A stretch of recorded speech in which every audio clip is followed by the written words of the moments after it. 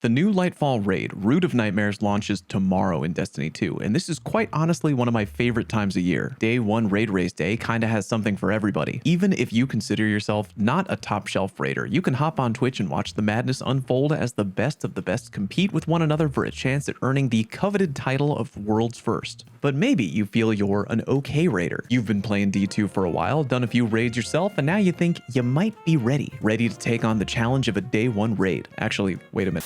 Ready to take on the challenge of a Day 2 raid. Remember, contest mode will be active for a whole 2 days instead of 1, giving you even more time to go for that rare contest mode emblem. And while, since I've become a full-time content creator, I have earned every single Day 1 raid emblem I could, I wanted to talk to somebody with a slightly better track record. So I reached out to 3 times World's First Destiny raider SaltAgreppo in hopes of getting some valuable insight for anyone looking to get a contest mode emblem in the new Root of Nightmares raid. We're both busy guys in full-on grind mode. That may have come out wrong, but the point is we're both busy, and rather than full-on talk to him on the microphone, I hit him with a bunch of raid questions which he was kind enough to answer. Feel free to skip ahead on the timeline to whatever question you want to hear his answer to. But real quick, why don't we give a big thank you to Pinecone for sponsoring today's video. Listen up, y'all. If you're like me, you probably spend a fair amount of time on social media. And if you do, why not get paid to take surveys or online studies in your downtime? That right there is where Pinecone research comes in. Pinecone is invite only, so they have exclusive opportunities and a guaranteed payout amount for every task that you complete. All you gotta do is take a few straightforward surveys and you can get rewarded with cash and online gift cards. It really is such a great life hack to up your side hustle game, it's not even funny.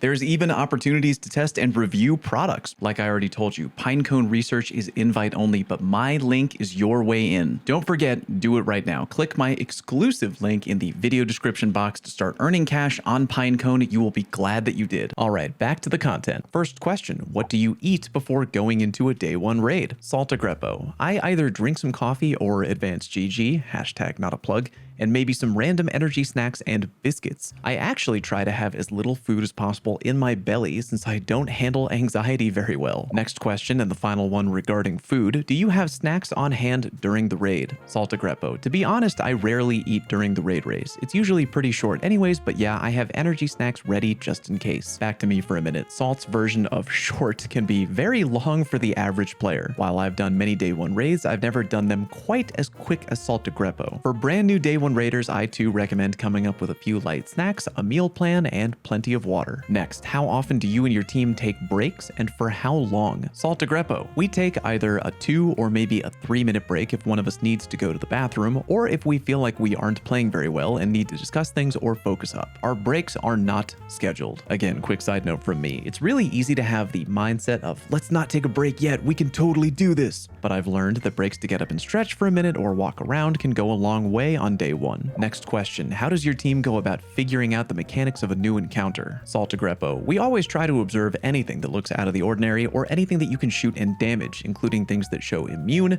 and try to gain as much info as possible during the first attempt while also paying attention to text that pops up on your HUD. After the inevitable wipe, we also pay close attention to the wipe screen since you can often find keywords and information there. Me, Cruz, and Quaz, who are his teammates by the way, are usually the vocal ones when theory crafting, but ultimately all of us make sure to call out any info that can be important. If after a while there is no progress, swapping roles can also help. It's important to not overcomplicate things though, as usually it will not be that deep. All of that said though, I think my team shines more on execution / staying alive / DPS checks than on figuring out new mechanics. Do you prep all of your classes going in so you can switch characters if need be? Or do you all stick to your mains and fiddle around with just 1 or 2 subclass options? Salt. We go in with our main. We did Vault of Glass and Vow with 3 Warlocks and 2 Titans and 1 Hunter, while we did Kingsfall with 2, 2, and 2 since we had to change a team member and the new team member is a Hunter main. This turned out well in the current meta, since due to the easier survivability, you can usually get away with 2 Warlock wells, but never go lower than that. Class swaps are situational and we never had to do them, but for this new race, me and Cruz will have all of our classes ready. Titans are good in puzzle encounters, but they don't bring much to the table disable in boss encounters unless you can thunder crash the boss, so we will be ready to either play Solar Hunter or Solar Strand Warlock if need be. How does your team deal with frustration? For example, if you're stuck on a very difficult encounter that is taking a while to nail down. Salt. Usually, as long as we figure out how the mechanics work, we don't get stuck for too long. Luckily, we are all pretty chill and have meshing personalities, so even if there is some frustration, we're able to play the same. How do you and your team deal with each other making mistakes? How do you politely engage with a teammate who you feel might be making too many mistakes in a particular encounter? Salt. We usually don't make too many big mistakes, and we are fast learners, but even if someone makes a frustrated comment after a mistake,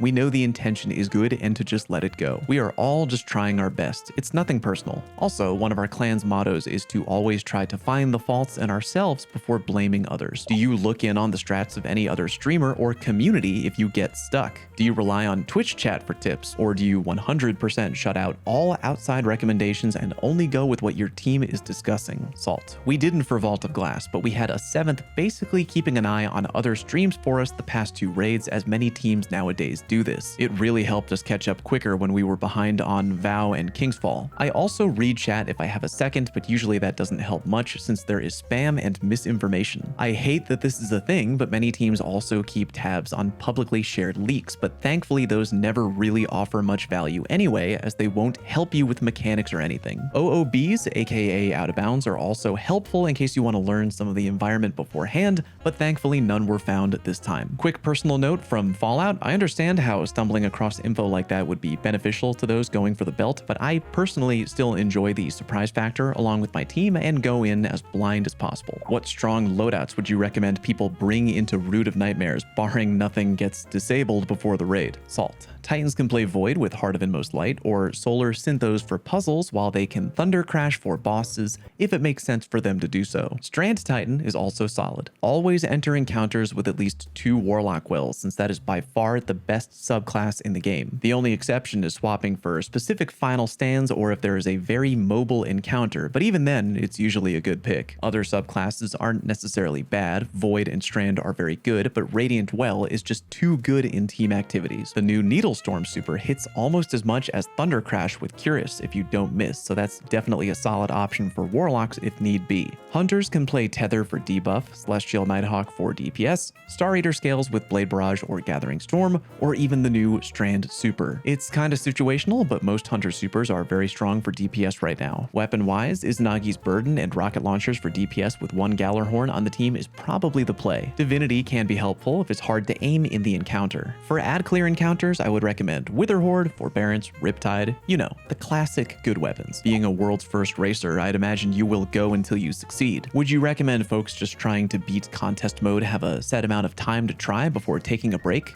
Salt. For a 24-hour race, I would say just go for it, but because it's 48 hours, as long as your team can play the following day, if you feel tired after 8 or so hours, just go take a nap and try the following day probably. Also, better strategies will be out by then. Quick side note from Fallout, that last part is 100% true and a little bit new. Because we're going into the contest mode raid knowing that it'll be 48 hours instead of 24, it's extremely likely that if you go to bed then wake up later to finish the raid on day 2, there'll probably be videos and guides on how exactly to beat whatever encounter you might be stuck on. On a completely unrelated note, sub to my channel and ring the notification bell. I plan on making a guide whenever I can. What final advice would you give to a team out there going for their first day 1 contest mode completion? Salt. Try to find a like-minded team with similar goals. Do you want a top 100 clear? A day 1 clear? Just a 48-hour emblem? Make sure to be on the same page and set expectations accordingly. Find people with good personalities and people you like to play with, as drama and ego are the last things you want in a day 1 raid. If you're aiming for a good placement, make sure everyone on your team is somewhat confident at either soloing dungeons, doing low mans, or playing the endgame in general. Ultimately, mechanical skill is very important. And finally, have fun. Day 1s are by far the best experience Destiny has to offer. Try your best, but make sure you enjoy the adventure. If you don't get the clear, there's always next time. Good luck. A big thank you to SaltAgreppo for answering my questions, and remember, I will be streaming my team doing the raid on day 1 at launch.